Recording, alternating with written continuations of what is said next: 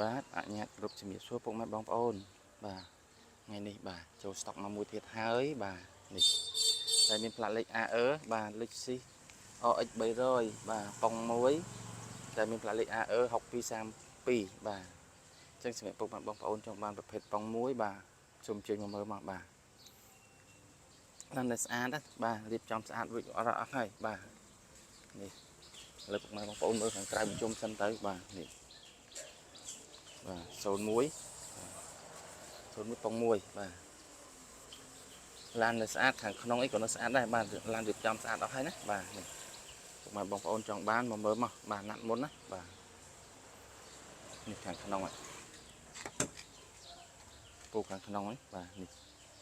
សម្រាប់ជើង VIP ដូចជាស្រាប់បាទឡាននេះមានបានបោកពុកលៀមសិនទេបាទឡានប្រើរាល់ថ្ងៃបាទអញ្ចឹងពុកម៉ែបងប្អូនចង់បានបាទណាត់មុន1ម៉ោងណាបាទចង់មើលណាត់មុន1ម៉ោងបាទនេះបានណាត់មុន1ម៉ោងបាទឡាននេះអមបោកពុកលៀមសិនទេបាទទុំប៉ូលីហើយមីញ៉េវិញកណ្ឌិច Android ហើយណាបាទនេះមីញ៉េថាច់កាមេរ៉ាអីមកសេតអស់ហើយបាទ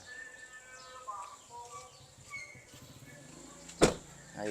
ឯកសារបាទឈៀកពន្ធផ្លូវគឺមានគ្រប់ណានេះ2025ខែ9បាទអានេះ2024បាទមានគ្រប់អស់ហើយរៀបចំតុបតែងក្លោកកញ្ចក់ឈ្នន់បាទបិទដៃទ្វារបាទហើយពុកម៉ែបងប្អូនចង់មើលម្លុកសិនពុកម៉ែបងប្អូនធ្វើការឆាតមកបាទអត់មានលៀងសិនឲ្យមានលៀងពុកទេបាទឡានប្រើរាល់ថ្ងៃទេបាទចង់មើលណាត់មុន1ម៉ោងបាទឥឡូវនេះពុកខាងតកុងនេះពុកខាងតកុង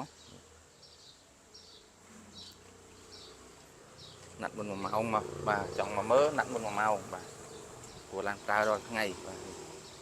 ហើយជាចុងក្រោយនេះបាទអរគុណដល់ពុកម៉ែបងប្អូនណា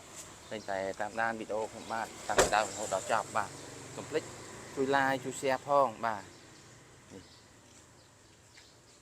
អរគុណជំរាបលា